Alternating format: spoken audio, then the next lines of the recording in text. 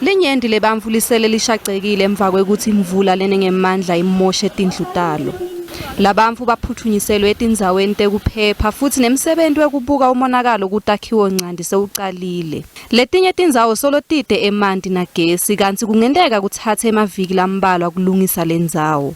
Inhlangano yelusito lwesihle iGift of the Givers ihambele kulendzawo kuyoniketa lusito.